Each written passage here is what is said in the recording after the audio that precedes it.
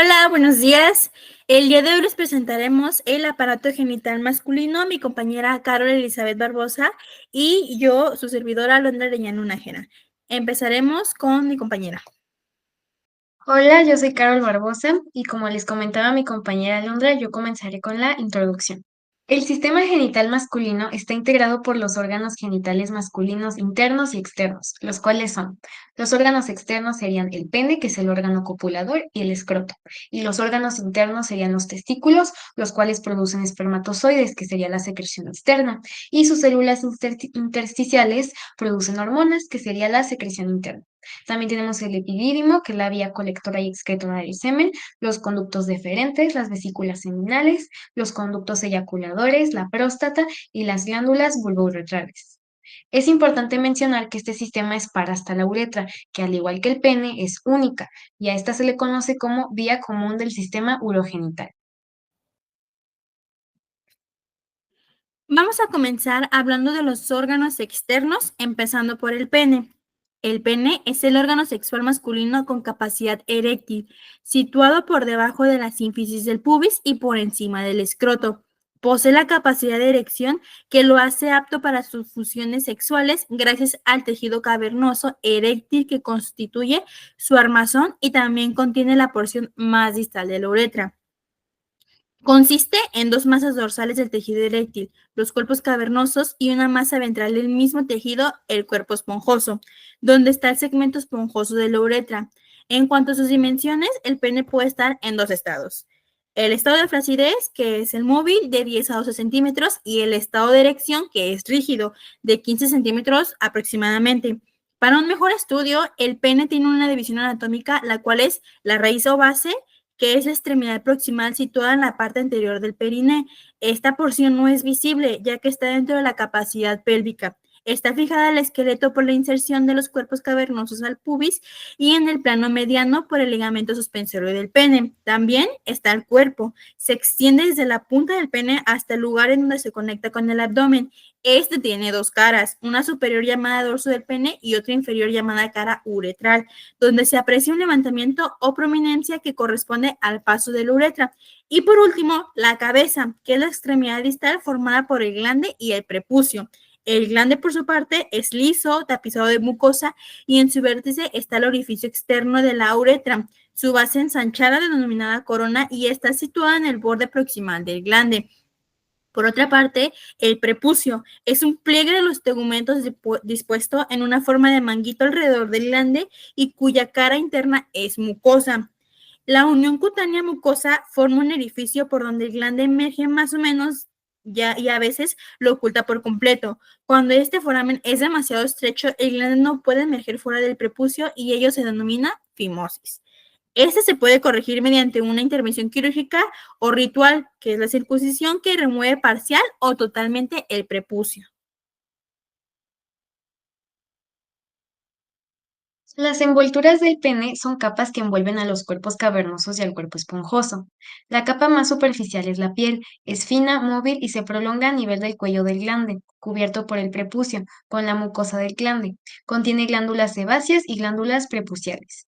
La siguiente capa es el dartos, formada por fibras musculares lisas dependiente del tejido subcutáneo, que forma un manguito longitudinal y circular extendido hasta el cuello del glande. Luego sigue la fascia superficial, formada por tejido conectivo laxo, que asegura la movilidad de la piel. Esta contiene los vasos superficiales. Continuamos con la fascia profunda, formada por tejido conectivo fibroso, contiene a los vasos profundos del pene. Y por último, la túnica albuginea, la cápsula fibrosa que envuelve las formaciones eréctiles del pene. Las formaciones u órganos eréctiles son los cuerpos cavernosos y el cuerpo esponjoso. Empezaremos describiendo los cuerpos cavernosos.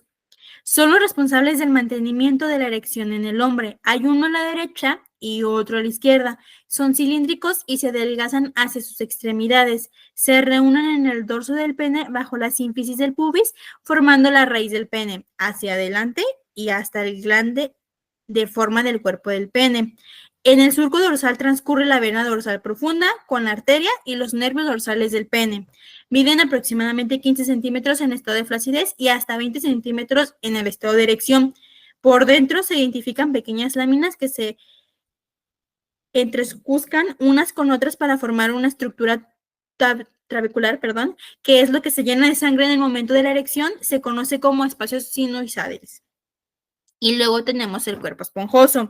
Tiene una función de protección de la uretra masculina. Es una formación mediana que rodea la uretra esponjosa y tiene tres porciones. La posterior, entre los cuerpos cavernosos y forma el bulbo del pene. La media, que determina una protrusión longitudinal en la cara uretral.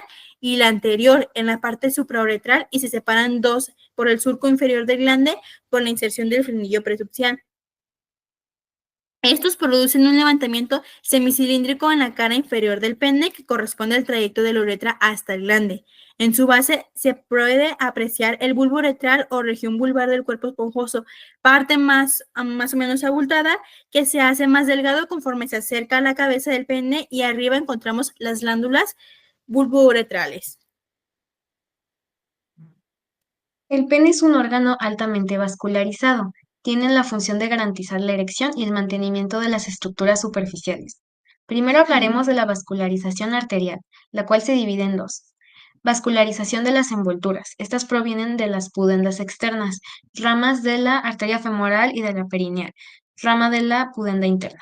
Y la vascularización de los cuerpos eréctiles. Provienen de las pudendas internas, ramas de la ilíaca interna. En cuanto a la vascularización venosa, hay de dos tipos, superficiales y profundas. Las venas superficiales de las túnicas drenan hacia abajo, en las venas del escroto. Arriba se reúnen en la vena dorsal superficial del pene, drenadas en la vena safena magna, tributaria de la vena femoral.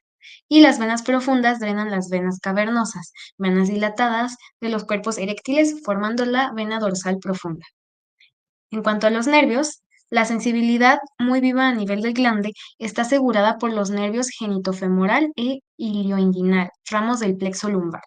La erección depende de ramos provenientes del plexo hipogástrico inferior, en el cual participan nervios esplácnicos pélvicos, nervio erector de Eckhart, elementos del parasimpático pélvico.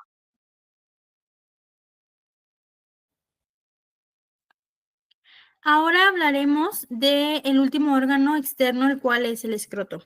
El escroto es un saco cutáneo formado por las siguientes capas. Son 6 capas en total. La primera es la piel. Es fina, muy extendible, pigmentada, marcada por pliegues transversales, interrumpida por un surco mediano longitudinal. En este surco se forma un relieve que divide superficialmente el escroto en una mitad derecha y en una izquierda, el rafe escrotal. La segunda capa es la túnica dartos, que es una lámina de fibras musculares lisas, adherentes a la piel y representan el escroto del tejido subcutáneo abdominal. Este envía una prolongación ascendente que forma el tabique escrotal y determina las bolsas escrotales.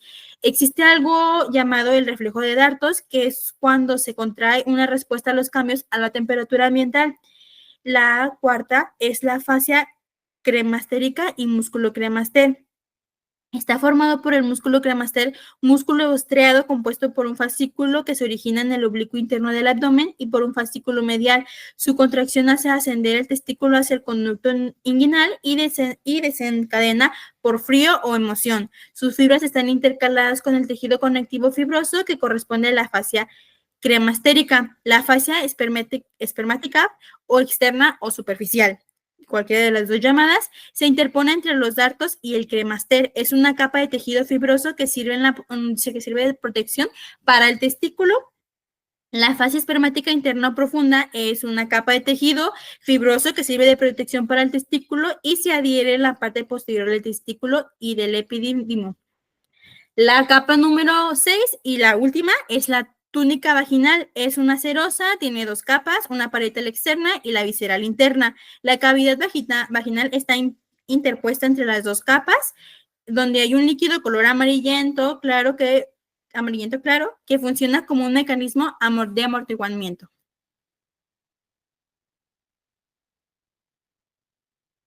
La vascularización arterial superficial está dada por las arterias pudendas externas, de la arteria femoral y perineales superficiales. Las arterias profundas son ramas de la arteria cremastérica, rama de la epigástrica inferior, que acompaña el cordón por fuera de la fascia cremastérica. La vascularización venosa se da por las venas que van a la vena safena magna, venas externas, a las venas del periné y del pene, venas pelvianas, pudenda interna. Los nervios solamente son sensitivos, provienen del nervio pudendo, plexo sacro, y de los nervios ilioinguinal y genitofemoral, procedentes del plexo lumbar.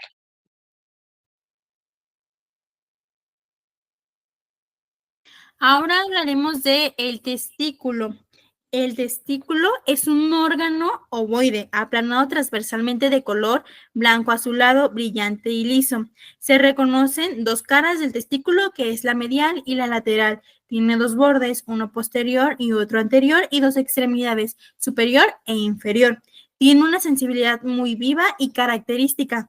Se encuentran dentro de la bolsa escrotal. Ahí dentro están divididos por un tabique escrotal conocido como septum, que miden aproximadamente 4 centímetros de largo y 2 centímetros de ancho. Los testículos estaban en la cavidad retroperitoneal y deben descender gracias a la producción de la testosterona cerca de la semana 26. Están cerquita de la bolsa escrotal, descienden por el conducto inguinal, el cual se compone por fibras del oblicuo externo y facilita el paso del testículo y otras estructuras dentro del escroto como los vasos sanguíneos y el conducto deferente. El epidídimo está aplicado sobre el borde posterior del testículo. Se describen una cabeza, la cual es redondeada y superomedial, un cuerpo, el cual es alargado, separado del testículo por dos surcos, lateral y medial, una cola, que es inferior y lateral, bastante libre frente a la extremidad inferior del testículo. El epidídimo es un órgano de maduración de los espermatozoides. Puede llegar a medir más de 6 metros y puede llegar a almacenar a los espermatozoides más de 21 días, con el fin de ayudarlos en el proceso de maduración.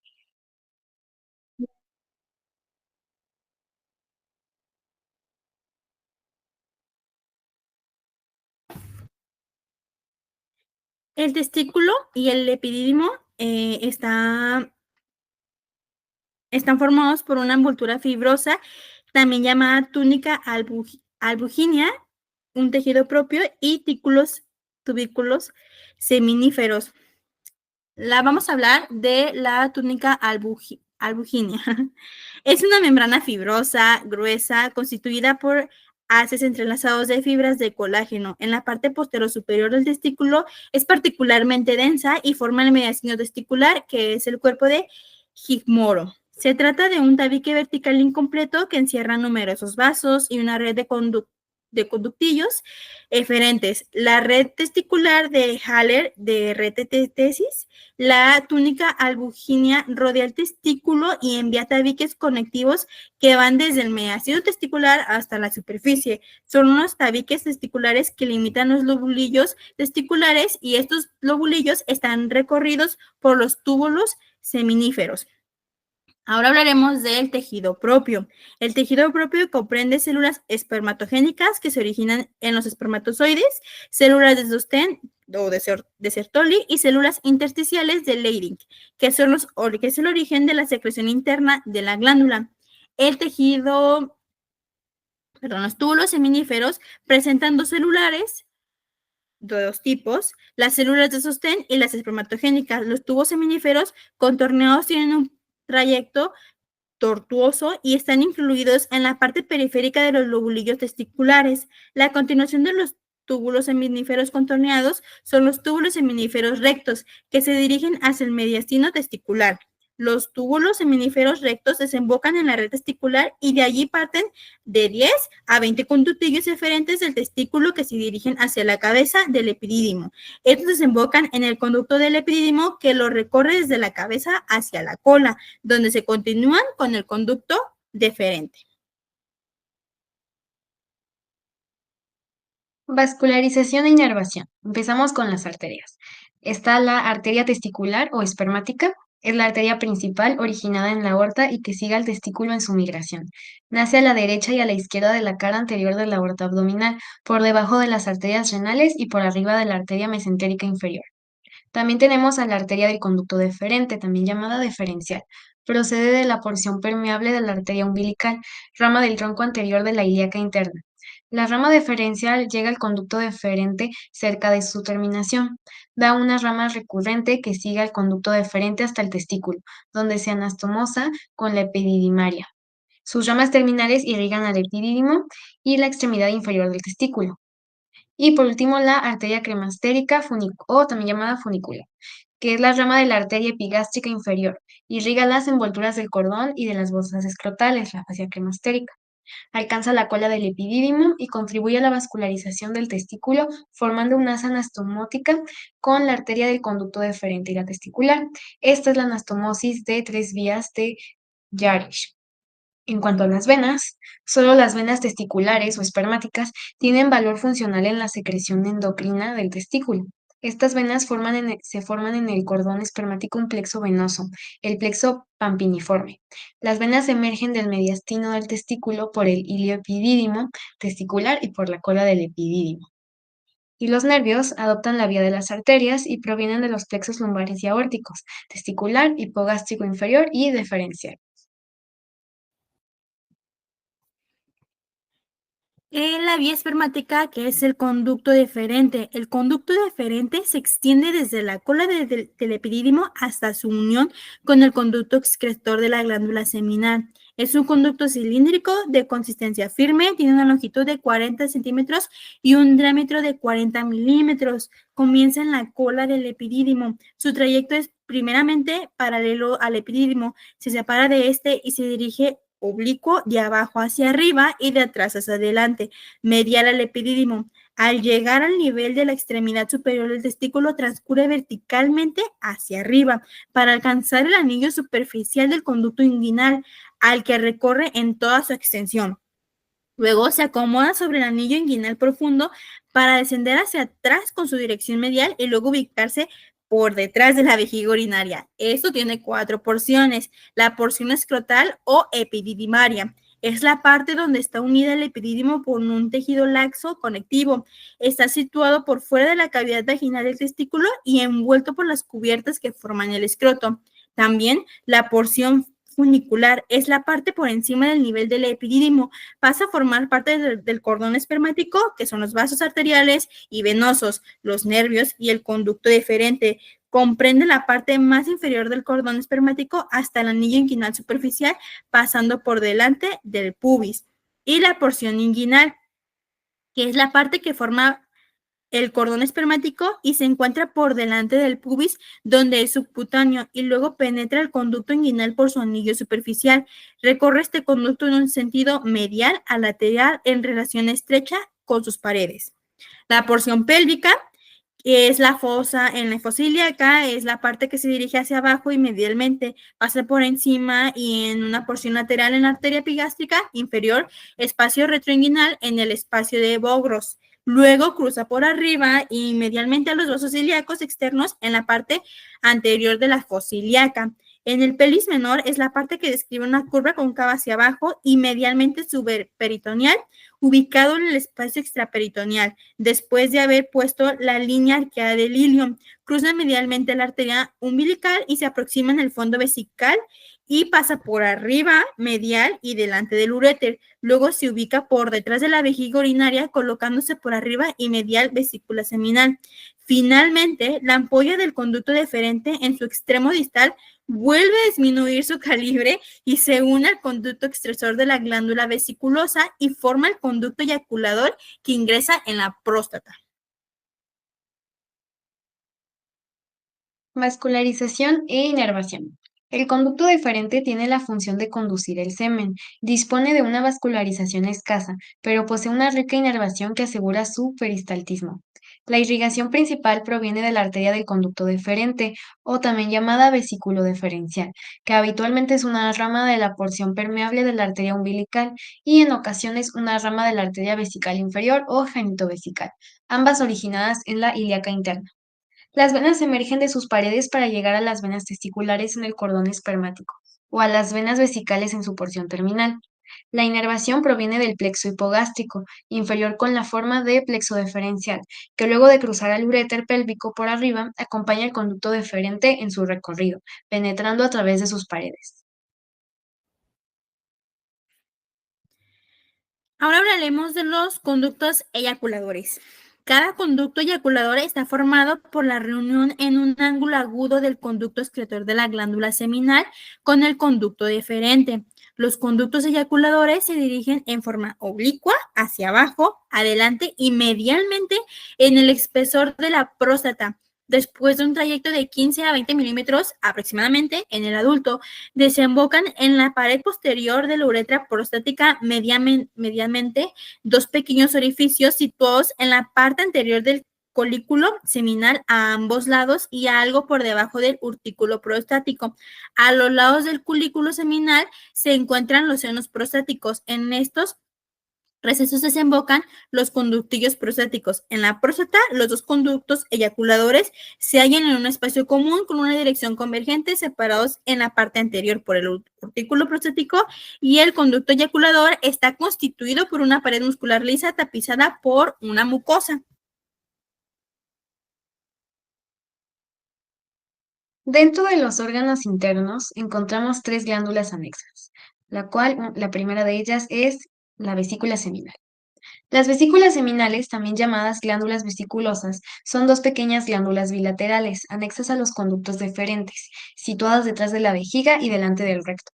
Cada vesícula seminal está dirigida de atrás hacia adelante, de lateral hacia medial y de arriba hacia abajo. Son dos recipientes membranosos donde se acumula el espermatozoide previo a la eyaculación. Segregan una sustancia color blanco amarillento que contiene fructosa, que es el combustible, aminoácidos, ácido ascórbico, prostaglandinas, las cuales actúan como mediadores en ciertas funciones celulares.